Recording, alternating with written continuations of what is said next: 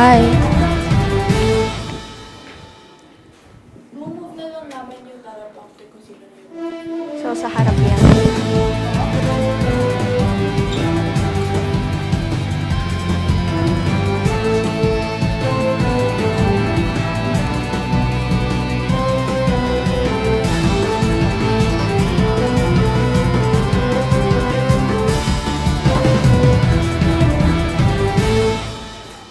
Hello? Yes, magsalita ka. Hello? Hello? Hello?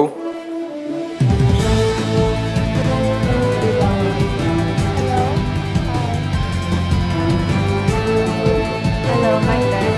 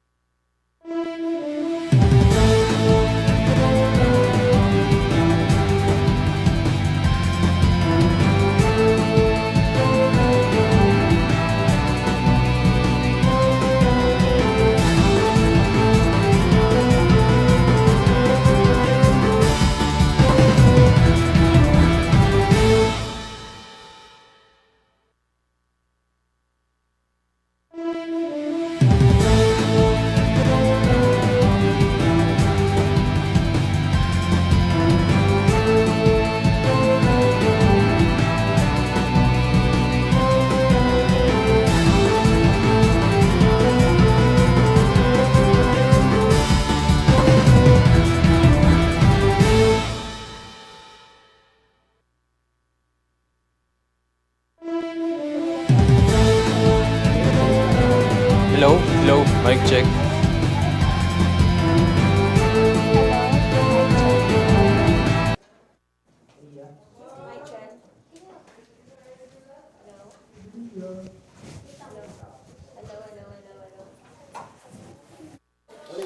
Hello, hello, hello, hello.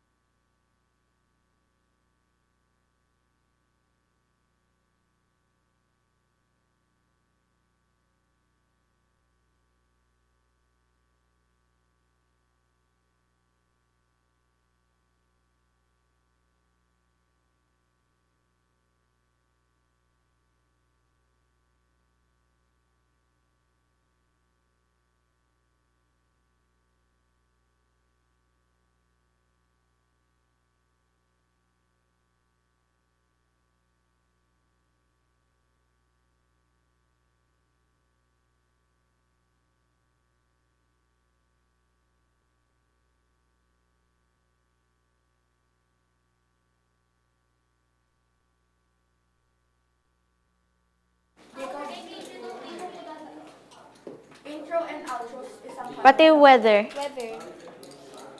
Marian.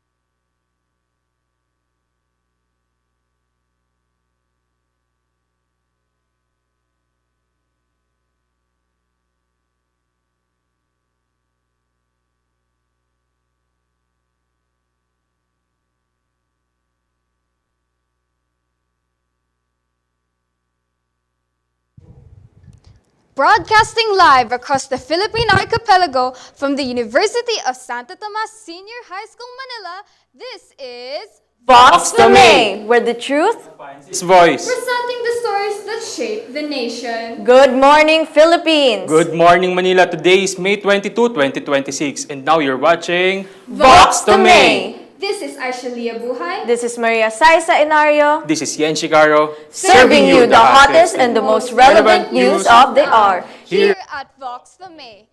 And now for the headlines.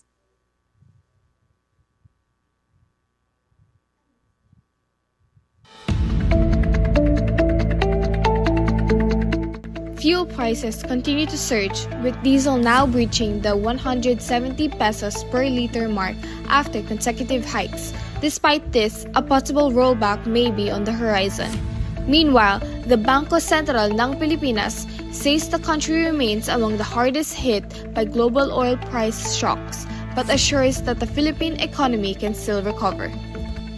Questions are being raised over the alleged 6.7 billion peso fund linked to Vice President Sara Duterte, with critics asking where the funds came from.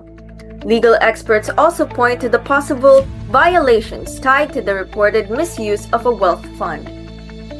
In entertainment news, rapper Have Avi is facing controversy following his arrest, as his label releases an official statement addressing the issue.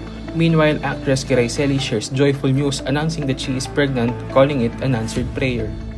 Residents in Tawi-Tawi are on alert after a crocodile sighting raised safety concerns in the area. Former President Rodrigo Duterte is now facing trial over allegations of crimes against humanity. At the same time, jeepney groups are set to stage a nationwide 3-day strike, calling for suspension on the fuel taxes. Filipina tennis star Alex Ayala advances to the second round of Madrid Open after defeating Anastasia Pavlyuchenkova. State Weather Bureau Pag-asa warns that the heat index level in 3 areas may reach the danger zone, posing health risks to the public. And in global entertainment, P-pop group Beanie becomes a hot topic after their performance at Coachella in 2026. Those are the latest headlines. Stay tuned to stay informed here at VOX.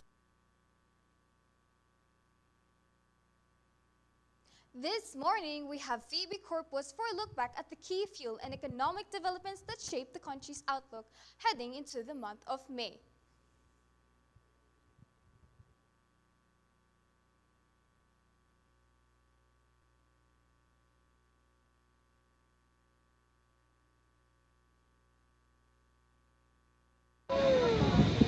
Thank you, Aisha. In recent weeks, fuel prices in the Philippines saw continued increases in fuel pricing, with diesel even breaching the 170 peso per liter mark in specific areas.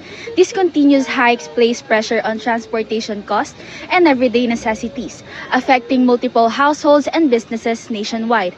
However, there was some expectations of relief as global oil prices showed signs of decreasing, raising the possibility of fuel price rollbacks being implemented. Any reduction was a potential short-term relief for consumers after a lengthy period of sharp increases. At the same time, the Bangko Sentral ng Pilipinas highlighted that the Philippines remained one of the most affected countries by global oil prices shocks, largely due to its dependence on imported fuel. Despite this, the BSP stated that the economy still had room to recover, supported by strong domestic demands and policy interventions. As we move into May, attention still remained focused on how local pricing decisions would shape inflation and household spending in the upcoming months. This is Phoebe Corpus reporting back to you.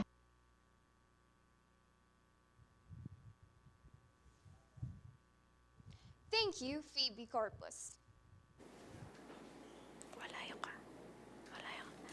Wala yung camera sa akin.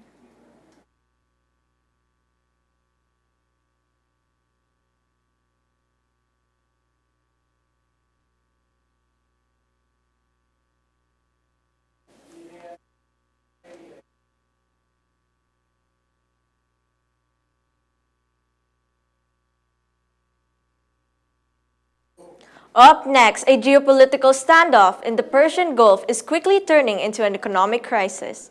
We now go to Eva El Kaisi for the latest of news.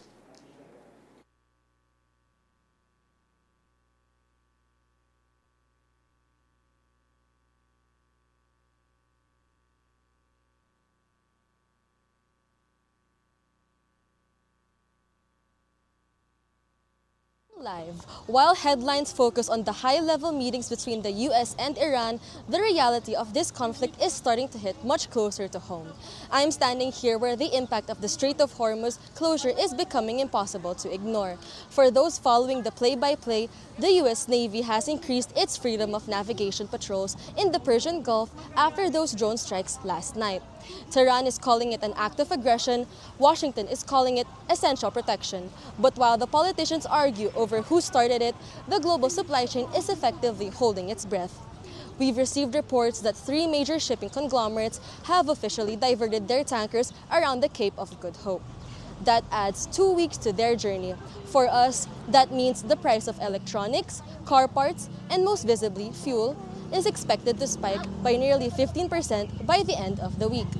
The big question on everyone's mind, is there a diplomatic off-ramp left? The UN has called for an emergency session, but with the US demanding a complete freeze on Iran's drone program and Iran demanding an end to economic sanctions, we are looking at a classic geopolitical stalemate. Military analysts warn that we are one miscalculation away from a much larger conflict. Whether it's a stray missile or a cyber attack on the power grid, the margin for error has never been thinner. For now, the world is simply waiting to see who blinks first. Back to you, Maria and Nario.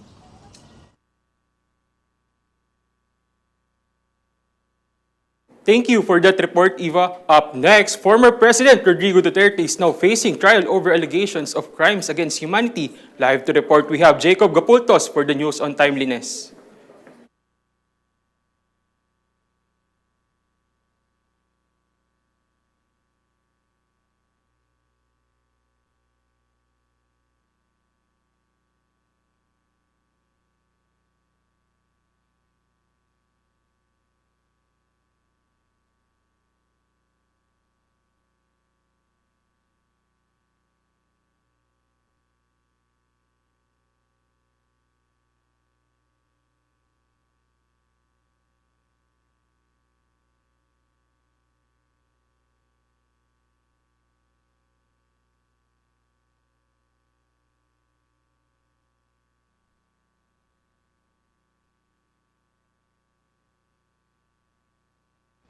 As the country moved closer to May, one of the most significant international developments involving the Philippines remained the case of former President Rodrigo Duterte before the International Criminal Court in The Hague.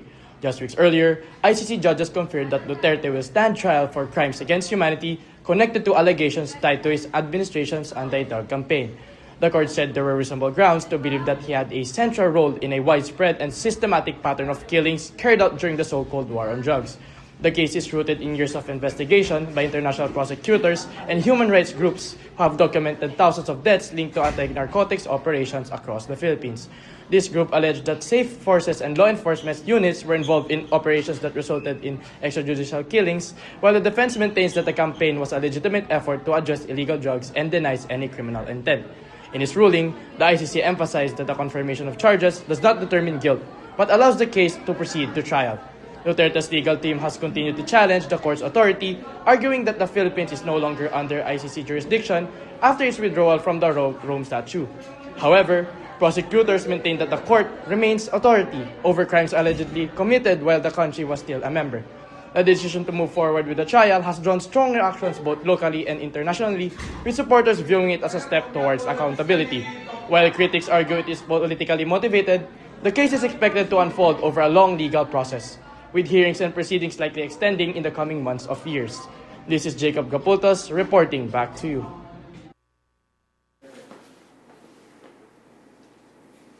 Thank you, Jacob Gapultos.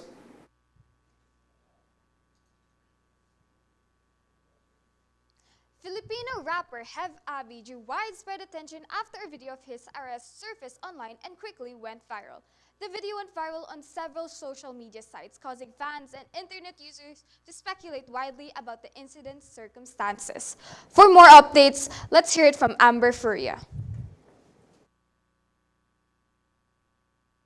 In April 2026, Filipino rapper Hev Abi became the center of widespread online discussion after a video of his arrest went viral across social media platforms. The footage quickly spread on April 24, 2026, showing what appeared to be the artist taken into custody. Within hours, the clip was reposted on multiple platforms. gaining massive attention and sparking speculation among fans and netizens about the circumstances surrounding the incident.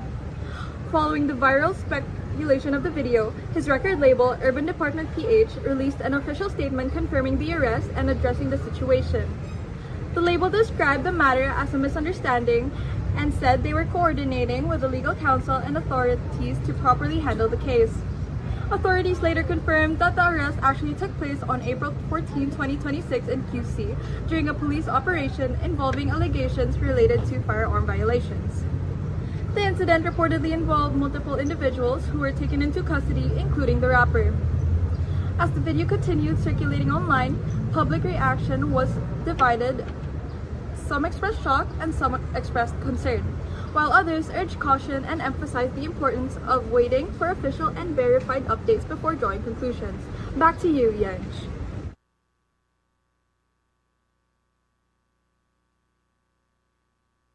Thank you, Amber Furia, for the updates.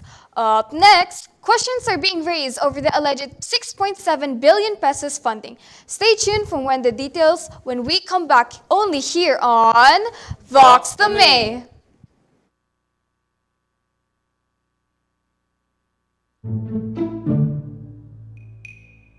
Ano ba yan? Malilate na ako. Pero wait lang, picturean ko muna to. Aray, okay lang yan. Harang lang naman yan eh. For some, it's just a walk. But for others, the same path tells a different story. For many of us, walking through crowded streets is part of everyday life. But for persons with disabilities, every path can bring uncertainty, obstacles, and fear. A simple journey to school, work, or home can become a challenge when accessibility is limited. Because in a world built for convenience, not everyone gets to move with the same ease. Uy, Watkin! Saan ka punta? Okay ka lang ba? So, pupunta sana ako sa school kaya parang obstacle course yung dinadaanan ko. Napansin ko rin yan. Ang hirap kapag hindi accessible yung paligid. Wait, try mo tong parang device na ginagamit ko. Kasi nakatulong to sa akin nung na-injured ako eh.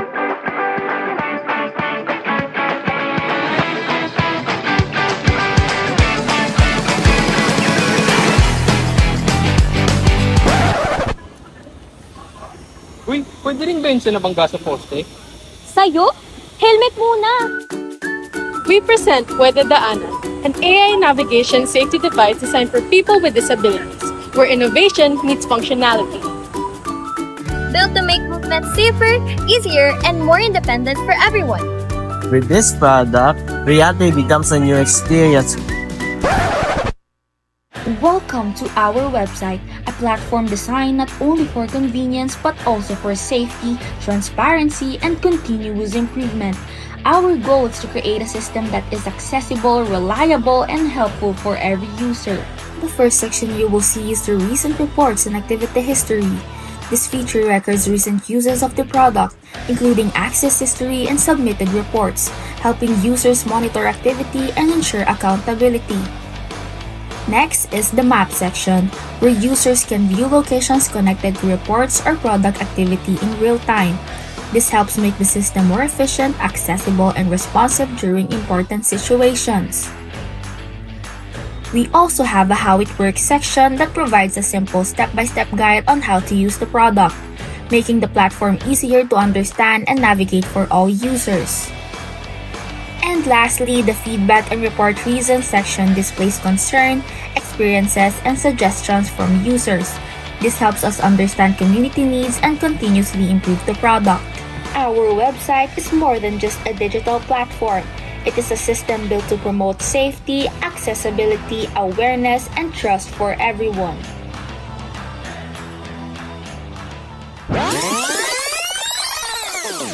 Move with confidence, mas accessible ang daan para sa lahat. At less bangga moments. Kung may daan, Dapat pwede.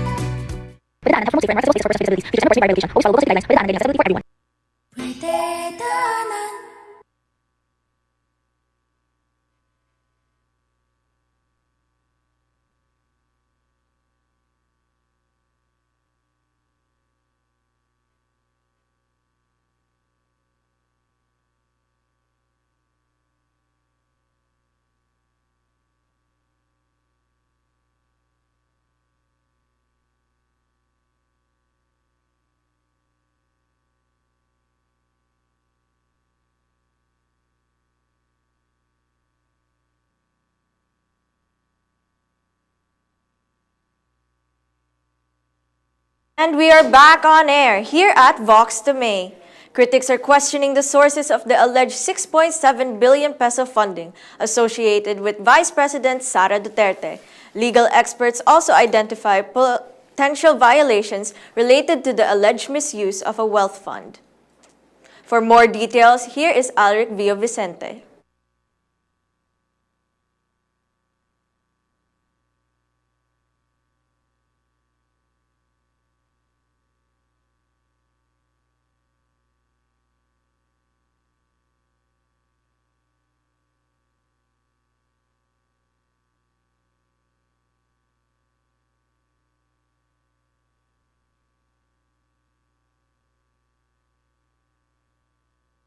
Stated that high-ranking officials are not allowed to categorize large sums of cash under other assets in the SALN. This statement addresses concerns that such lumping of funds obscures the actual source and nature of an official's wealth. Reports have identified several legal provisions that may have been bypassed. These include potential violations of the Code of Conduct and ethical standards for public officials and employees, specifically regarding the requirement for a true and detailed declaration of assets. Furthermore, questions have been raised about the transfer and utilization of confidential funds. Legal analysts suggest that these actions could constitute a breach of the 1987 Constitution and the revised Penal Code if it is proven that funds were moved without proper legislative authorization.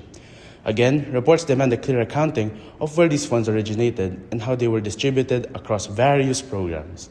As the second highest official in the country, the Vice President's financial decisions carry significant weight, and the lack of a detailed breakdown has led to increased calls for a formal investigation by the Commission on Audit and the House of Representatives. Editorials continue to ask for the exact source of the 6.7 billion pesos. We are now waiting to see if the Commission on Audit or the House of Representatives will initiate formal legal actions based on these findings. This is Alric Villavicente reporting back to you.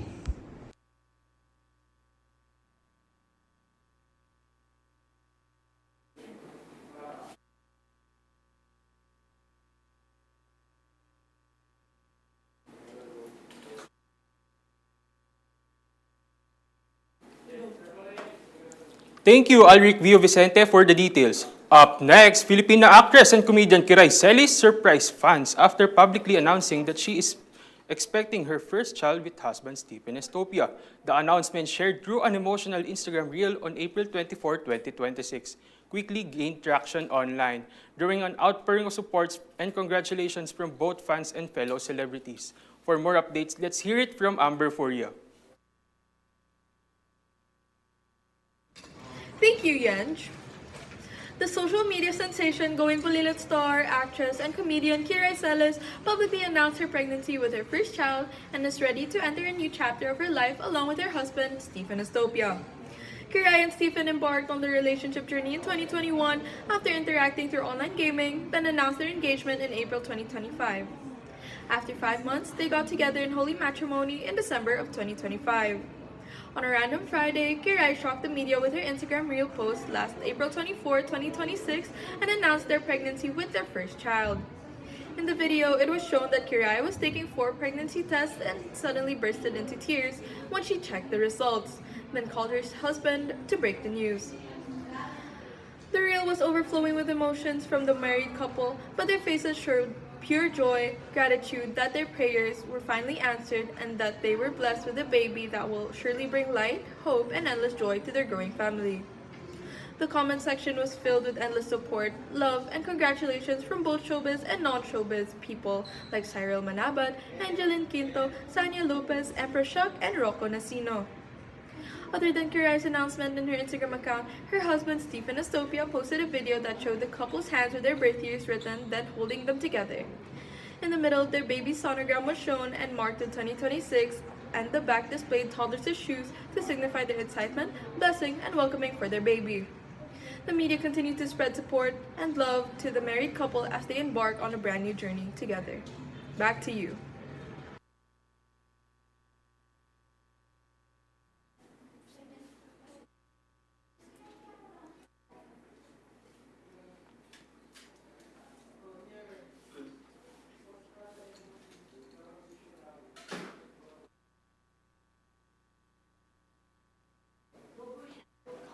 Thank you, Amber Furia. Up next, Transport Group Manibela staged another multi-day strike as drivers continue to protest rising fuel costs and call for government intervention. The ongoing transport crisis has disrupted daily commutes and forced several universities, such Far Eastern University, the La Salle University, and the University of Santo Tomas, to shift to online classes, while drivers struggle to sustain their livelihoods amid the oil prices. Let's hear it from our reporter, Elia Espeleta.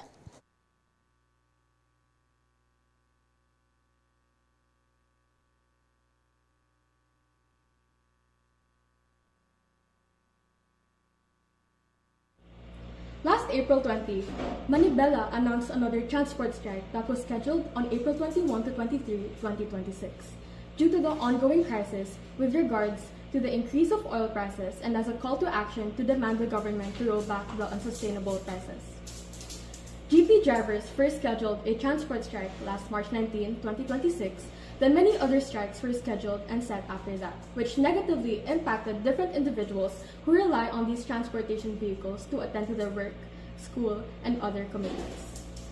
Due to these transport strikes, many schools or universities such as Far Eastern University, the La Salle University, University of Santo Tomas, and many other academic institutions decided to switch to online-based learning because of the difficulty to show up face-to-face since majority of the student population and staff relied on commuting. These schools opted to change their modality during the scheduled transport strikes in order for the students and teachers to attend to their classes and not miss out on any lessons. Many drivers continue to face challenges and obstacles with their everyday lives and work because of the extreme increase of oil prices, as to which they don't have enough to be able to pay for, since the majority of these drivers' daily average are only little and not sufficient. Nowadays, most of their earnings are put into paying for their gas, which leads to empty stomachs. Many commuters struggle to find an available ride since the majority of these drivers decided to quit their job.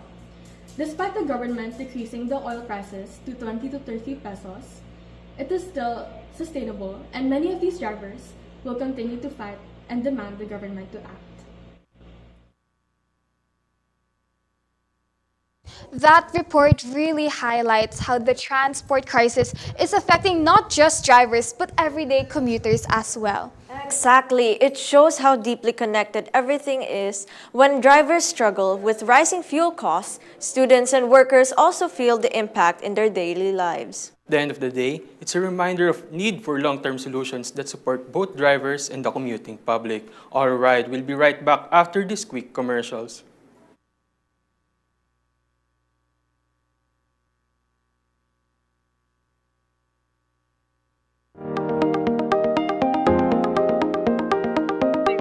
The water's so clear! Perfect! Fresh yan! Galing ilog! Sigurado ka pa? Microplastics! Akala ko malinis! Akala ko safe! Microplastics, tiny plastic particles smaller than 5 millimeters, can be found in drinking water, fresh water, and marine environments. They bring harm to ecosystems, water quality, and even human health. They can harm aquatic life and enter the food chain by carrying harmful chemicals that accumulate in organisms, affecting those who depend on contaminated water. What if we could see the invisible and stop it before it harms us? Not everything that is clean is safe, but now we can see it. Introducing Filter Future! A hydrocentrifugal filtration system na kayang alisin ang microplastics kahit hindi mo nakikita. May real-time sensors pa para siguradong malinis bago bumalik sa kalikasan. This is more than just a machine. We are driving SDG 6, Clean Water and Sanitation, and SDG 14, Life Below Water, defending our rivers and oceans from the silent threats of the plastics. By securing our water and food sources, we champion SDG 3, good health and well-being, and SDG 8, decent work and economic growth. A healthier planet builds a stronger, more sustainable future for everyone. actually see it. Now, we will. At kaya na naming pigilan. Filter Future! Filter the invisible. Protect the future. Microplastic levels in your area, high. So hindi na siya invisible. We can actually see it now.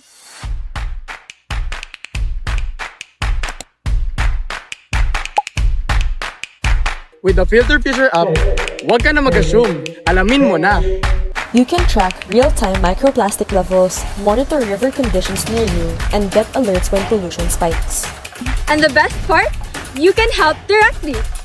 Donate to the app to support machine production and maintenance. You can also pin locations for easy drop-off and pick-up of plastic bottle donations. From plastic waste,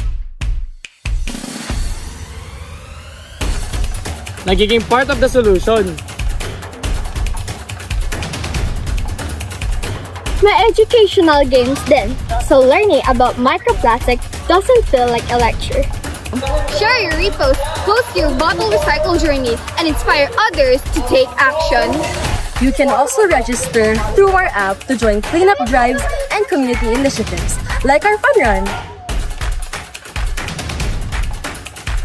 Let's finish this race to end the waste. Kasi ang real change, hindi ginagawa mag-isa. We'll make the invisible visible together.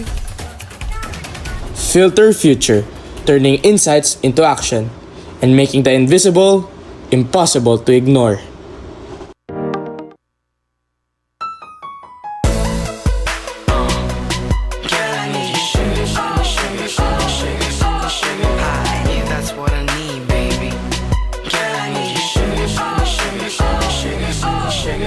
Excuse me miss, pwede ba kong magtanong?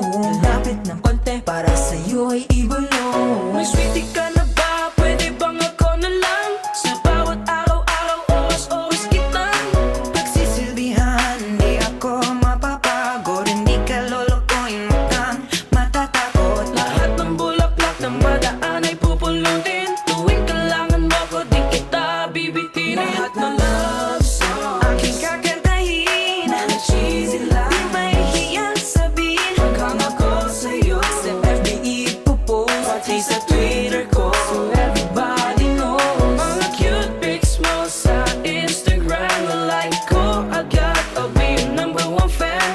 Pakiramdam my heaven pag tayo holding hands. Please really miss, just give me a chance. I just can't get over you, baby. I need a little bit of you on a daily. The thought of you is just so sweet and amazing. Girl, I need you sugar, sugar, sugar, sugar, sugar, sugar, sugar. I hope that you and I could get friendly. And again, we're back on air here at VOX THOMAE. Humanity has taken another major step into deep space as NASA outstandingly completed the Artemis 2nd mission with its 4-member crew safely returning to Earth. The historic flight not only marked a milestone in lunar exploration but also validated key technologies that will pave the way for future missions back to the moon. For more details, let's hear it from Alric Villavicente.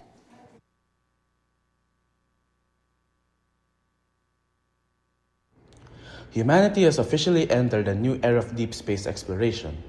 Following the successful splashdown of the Artemis 2 mission on April 10, 2026, NASA has confirmed that the crew of 4, including the first person of color to fly toward the moon, has safely returned to Earth. This mission was not just about reaching the moon, it shattered records, specifically the furthest any human-rated spacecraft has ever flown, reaching 250,000 miles or 400,000 kilometers. With this mission and its return being successful, NASA has officially validated the Space Launch System rocket and the Orion crew module for future deep space missions.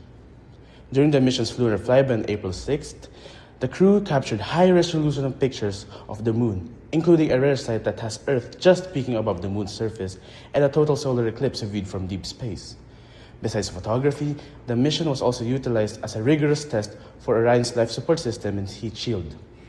Post-flight analysis from the Kennedy Space Center showed that the shield withstood temperatures nearing 5,000 degrees Fahrenheit or around 2,800 degrees Celsius. Engineers are currently stripping the capsule to analyze the radiation and micrometeoroids impact during the mission. With the success of Artemis 2, NASA has now revised the mission blueprint for the Artemis 3, which will serve as trial for Artemis 4, the mission where humans will finally step foot on the moon's surface for the first time in almost 50 years, and begin the construction of Gateway, a permanent space station orbiting the moon. This is Eric Villavicente reporting back to you.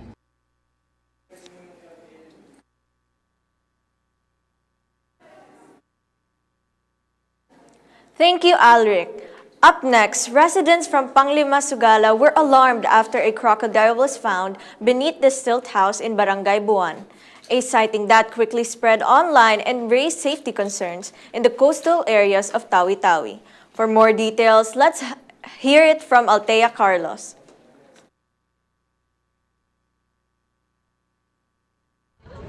Residents in Panglima, Sugala were alarmed after a crocodile was spotted beneath a stilt house in Barangay Buwan.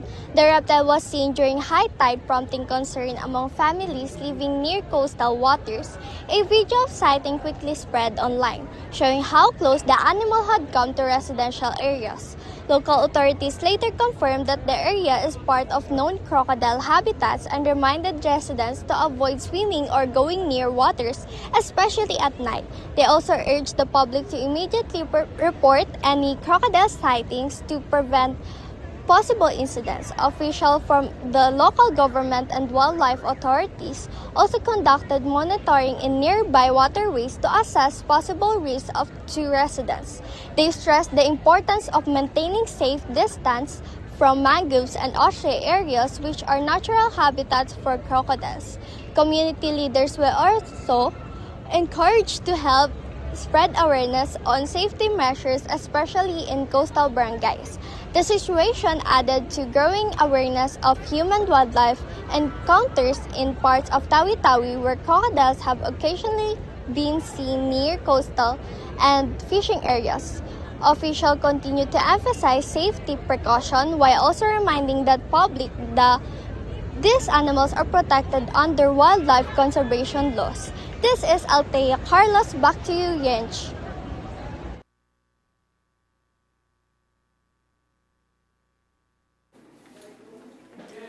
Thank you, Althea, for those details. Coming up next, in global entertainment, P-pop group BINI becomes a hot topic after their performance at Coachella in 2026.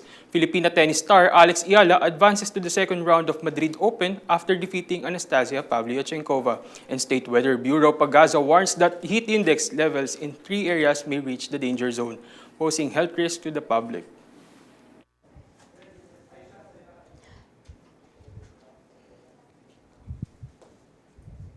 So sit back and relax. We'll be right back after this short break.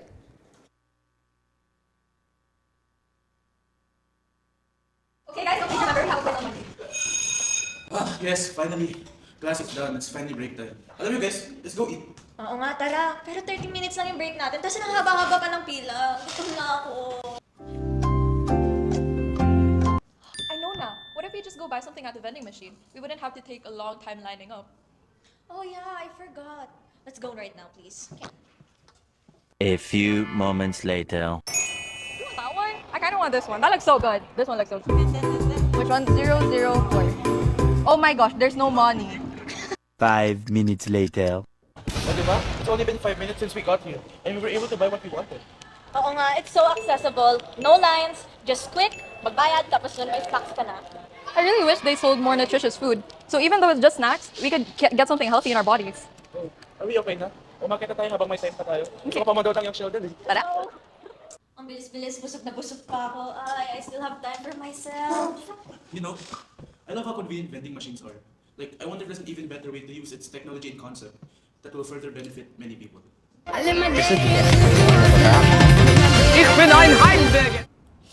Guys, look at this oh. There are so many children and even adults who suffer from malnourishment. Lalo na sa Bangsamoro, Memorope, and even Manila. They're so kawawa. Yeah, nakita ko nga rin yan, oh. Ang tagal na nga yan naging issue dito sa Pilipinas. Guys, I think there could be a solution. We could make better machines like around the country, in rural areas. So like, right? Many individuals in the Philippines, mainly children, heavily suffer from malnutrition, and this has been an ongoing issue of our country for a very long time. Children are supposed to eat 8 essential food groups. However, the majority of the team are only available to eat 5 or less of these, leaving them deprived of proteins and micronutrients essential for their growth and development. Additionally, many mothers also face financial difficulties and lack of resources, which restrains them from providing nutritious food for their children. As a result, many of these children resort to more accessible and cheap but unhealthy foods to feed themselves.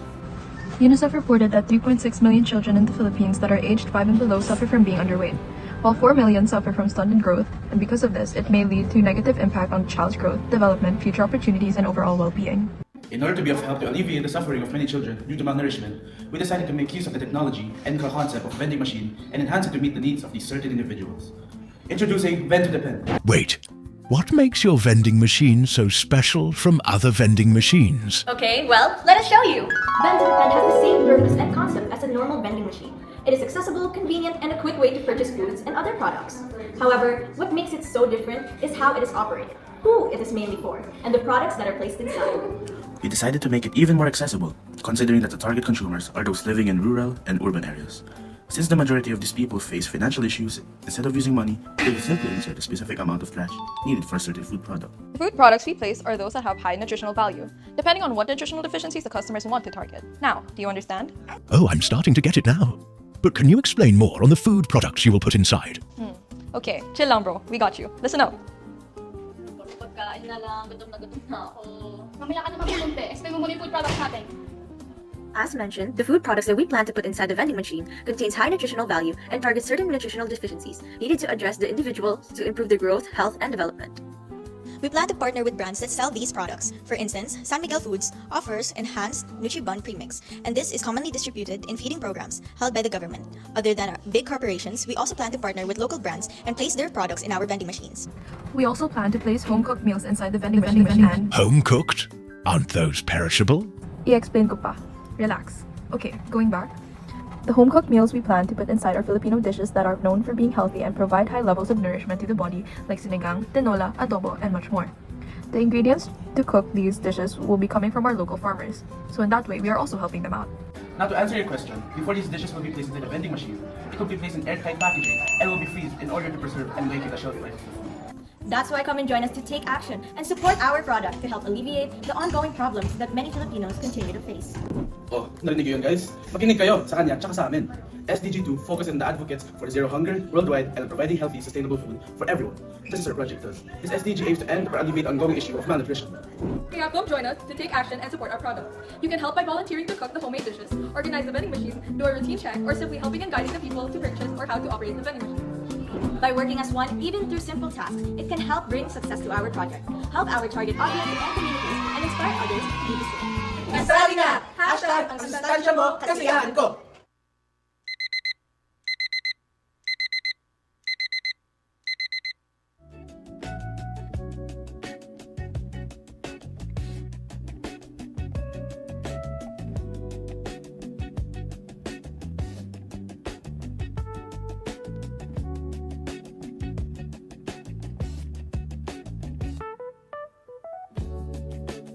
Do you have trouble hearing conversations around you? Vema's Vision helps you stay connected with real-time captions and smart hearing assistance.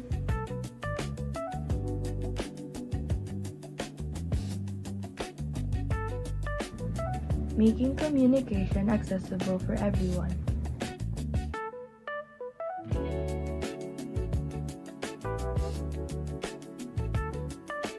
Having trouble understanding different languages?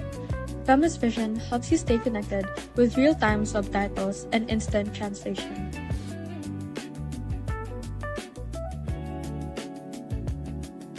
Communicate without barriers.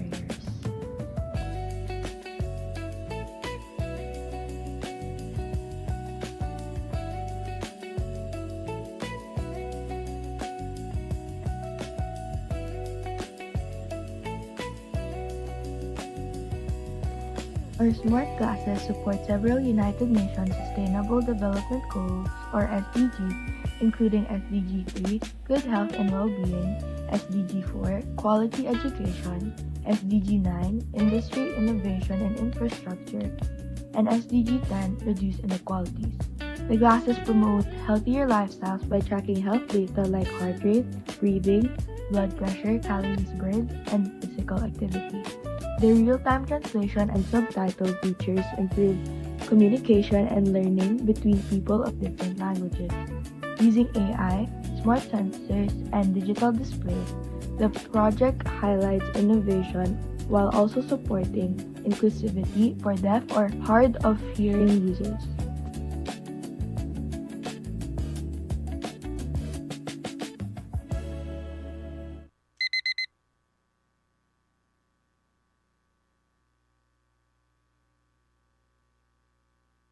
Filipino girl group Beanie.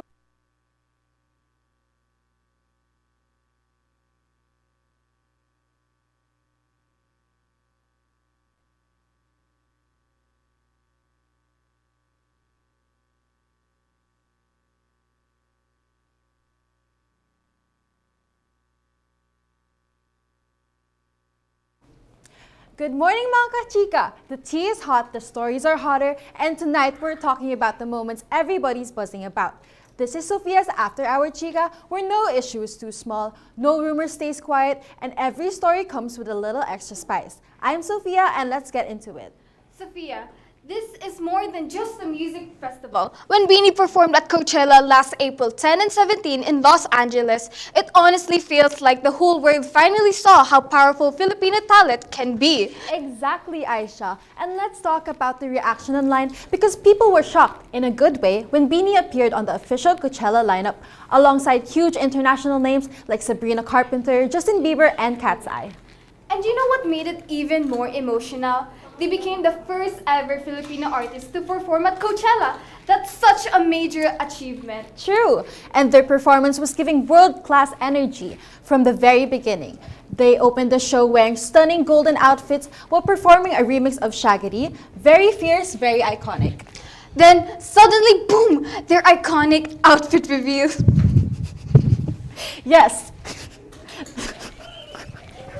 They removed the golden outfits and revealed colorful tropical looks underneath. It was vibrant. The crowd absolutely. The crowd absolutely.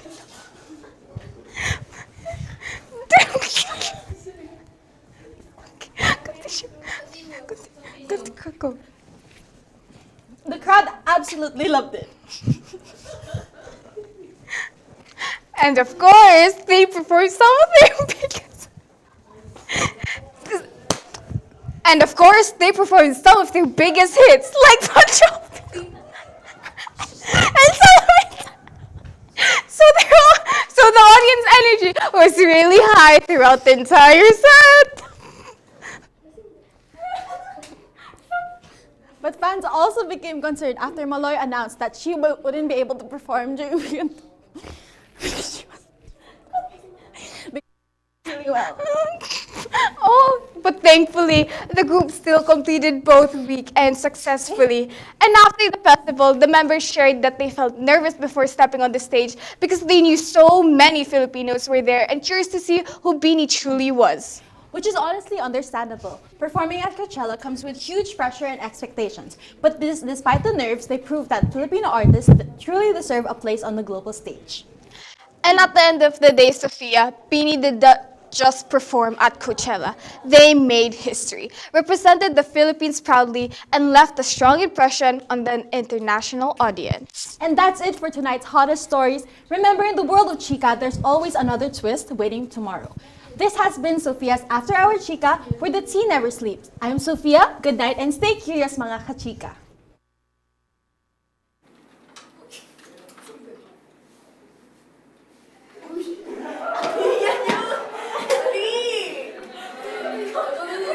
Thank you, Sophia, for your daily dose of After Hours Chica.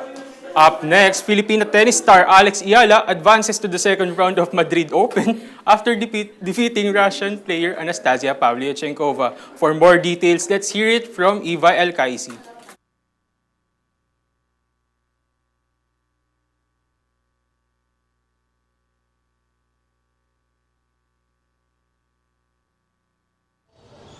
History has just been made once again at the Caja Mágica in Spain.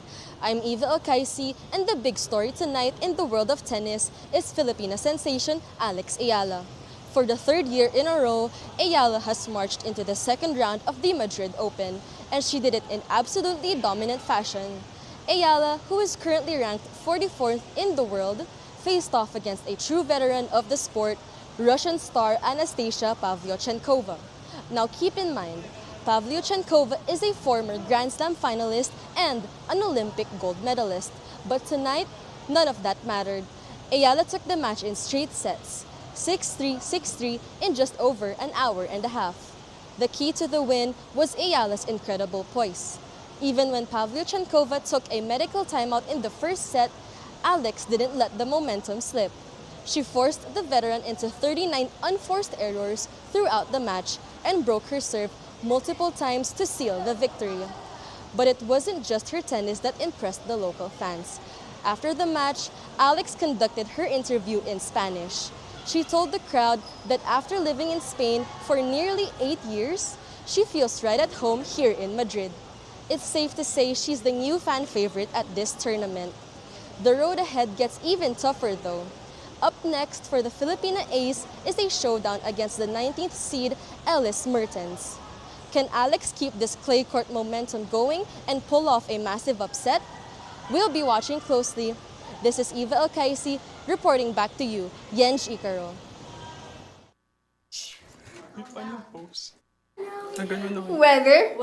Weather. Today's weather update focuses on the continuing rise in temperatures across the country as extreme heat conditions persist in several areas, bringing reminders for the public to stay safe and take necessary precautions. For more information, let's hear it from Phoebe's forecast.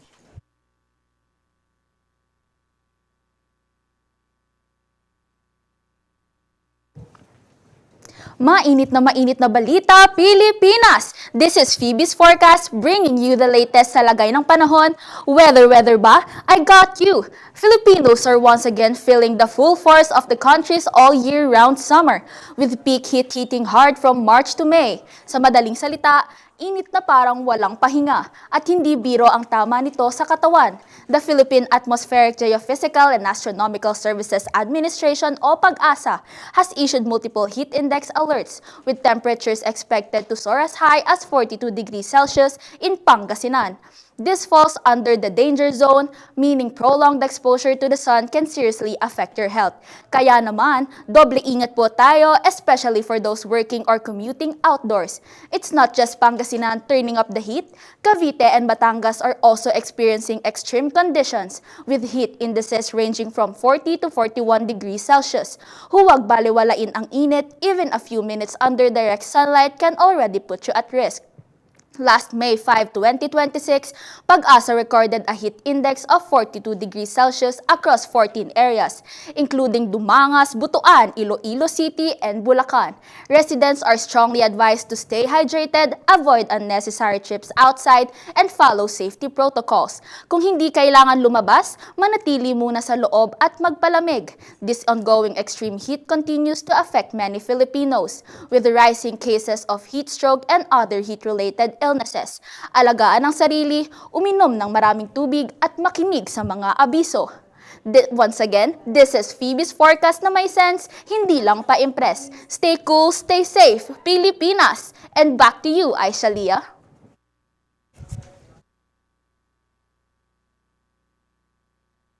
Thank you, Phoebe, for that insightful weather report. And that's the news for today, Manila. I am Aishalia Buhay. For transparency and truth, I am Maria Saisa Inario. And I am Yen Shigaro, here to serve you the hottest and most relevant news of the hour here at VOX THOMAE, where the truth finds its voice.